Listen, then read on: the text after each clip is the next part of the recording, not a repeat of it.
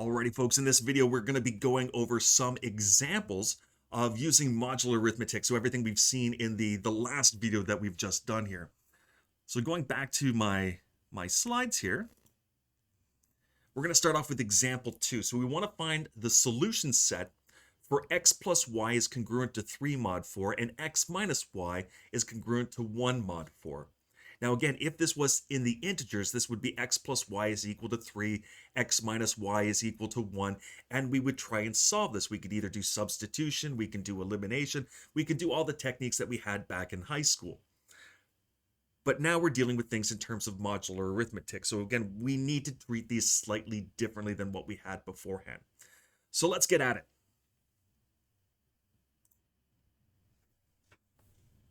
So this is example 2.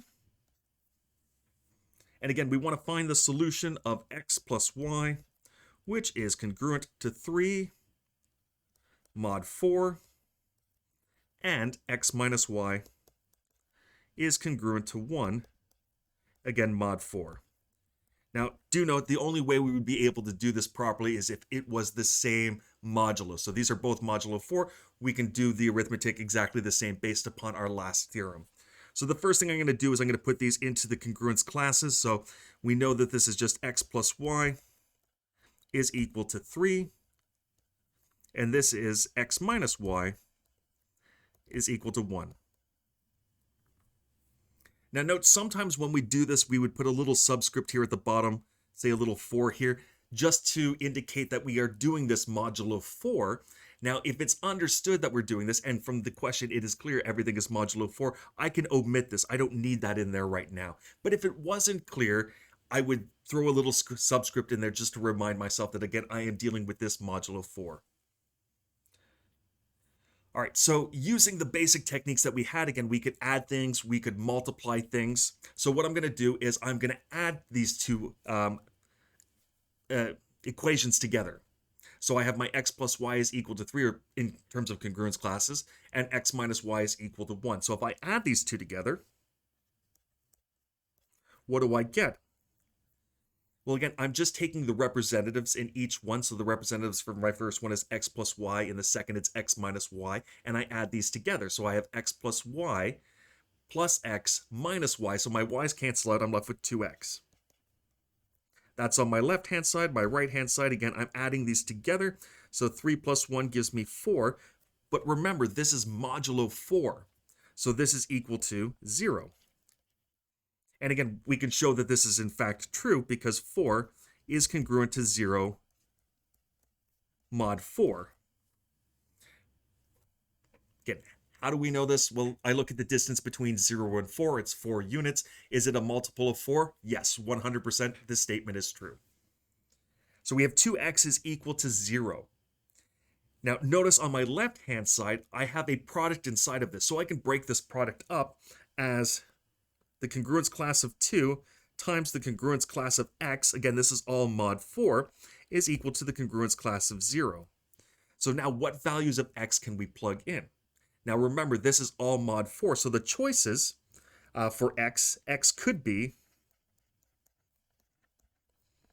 the congruence class of 0, 1, 2, and 3.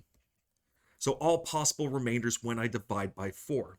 So now I just need to see which one of these are going to work. And what I do is I take the representative, so I take the 0, the 1, the 2, the 3, and I plug them in, and I show, does my left-hand side equal my right-hand side? So exactly the same as we would have treated this beforehand. So if I have 2 and 0, well, this gives me 0. So this works out. My left-hand side is going to equal my right-hand side because I want my right-hand side to be equal to 0. Now, if I try 1, 2, and 1 is equal to the congruence class of 2, and this is not equal to the congruence class of 0. Because if I look at the distance between 0 and 2, it's 2 units. That's not a multiple of 4, not in the sense that I could take 4 and multiply it by some integer. So that doesn't work out. So yay to 0, boo to 1, 2 and 2. Well, this gives me 4, which again we already showed was equal to 0, so this works out fine. So this is good. And last but not least, 3. So 2 and 3 gives me 6. When I divide 6 by 4, my remainder is 2. So the congruence class of 6 is equal to the congruence class of 2 because 2 is the remainder of 6 when divided by 4. And already 2 is not equal to 0. So this doesn't work. So the possible choices for x is equal to the congruence class of 0 union the congruence class of 2. Because remember, these congruence classes, these are sets. So I take the set of everything with remainder 0, the set with everything remainder 2. I add these two things together, or take the union of them, not adding them together. I'm just combining the two to make a much larger set. All right, so we've done this one way. We've solved for x, now we need to solve for y. Now, one thing I can do is I can take this second equation and I can multiply the left-hand side and the right-hand side by -1. So let's just show this for a quick second here. So if I have x minus y, this is equal to 1, and I have -1 is equal to -1, then by that last theorem, I could multiply, and this is going to get me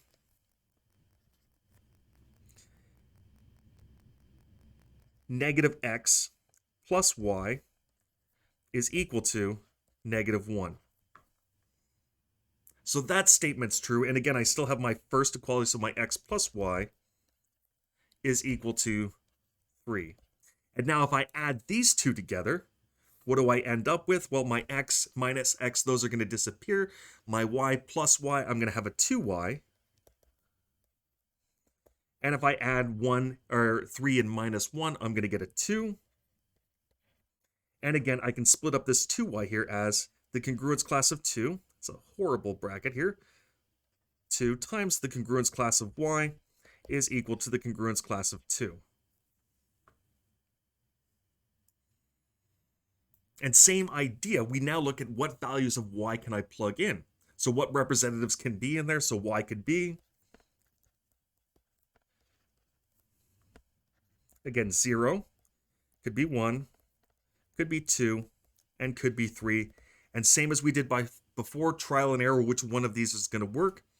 So 2 and 0, well, that gives us 0, and again, that's not equal to 2. 2 and 1, well, this gives us 2, so that works out. 2 and 2, well, this gives us 4, which is 0. That's not going to work out. And last but not least, 2 and 3 gives me 6. And when I take 6 again, divide it by 4, the remainder is 2. So that works out. So y is equal to the congruence class of 1 union the congruence class of 2. And just for completeness, I want to put these right on top of one another. So this is 0 union 2. And sorry, this should be 3. And this here is my final answer. So these are the values of x, these are the values of y that can be taken that satisfies these two equations.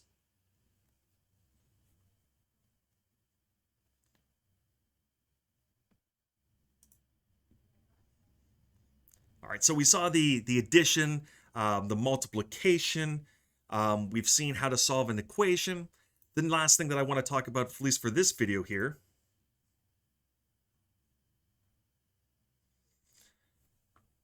is the following theorem. So basically everything that we can do in the integers, I want to be able to show you that we could also do this in terms of modular arithmetic, so in Z mod n. So what we can do in Z, we can do in Z mod n.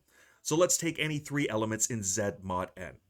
So we'll say if A is in Z mod n and B is in Z mod n, then if I add these two things together, they're still in Z mod n.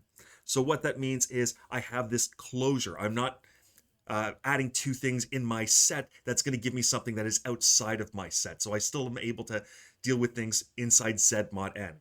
So think of it as if I took two integers, I added them together, and then I ended up with something that wasn't an integer. That doesn't make sense. So the same idea here, we can take two things in Z mod n, add them together, they're still in Z mod n. The next is we have the associative property. So if I have A, B, and C, if I add B and C together, then add A, it's exactly the same as adding A, B together, then adding C.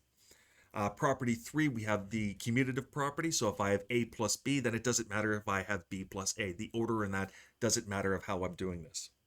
And 4, if I take A and add 0 to it, so if I take any integer and I add 0 to it, I don't change that. Well, the same idea works here. I still end up with A. And 5, the last thing in terms of addition here, is for each A in Z mod n, the equation A plus X is equal to 0 has a solution. So what that means is I can always undo A to get me 0. So think of this in terms of the integers. If I have 3, there's also -3 that gives me 0. And the same idea will work here. Whatever A is, there is going to be a negative A, and we're going to be able to find out exactly what that is and then be able to subtract the 2 off to get me a 0. All right, so now what we're doing, the last ones here, these are for multiplication. So if I have, again, A in Z mod n, B in Z mod n, then if I multiply the two things together, I'm still in Z mod n. And we still have that associative property. So again, A times B times C. If I multiply B and C together first, then do A, it's the same thing as if I do A and B and then C. This property 8 here is a distributive property. So if I add B and C together and then multiply it by A, it's exactly the same thing as if I take A and B, multiply those first, A and C, multiply those, and then add them together. And then the flip of that is if I add A and B and then multiply by C, again, I can distribute all of that out. Property 9, commutativity again, so A times B is equal to B times A.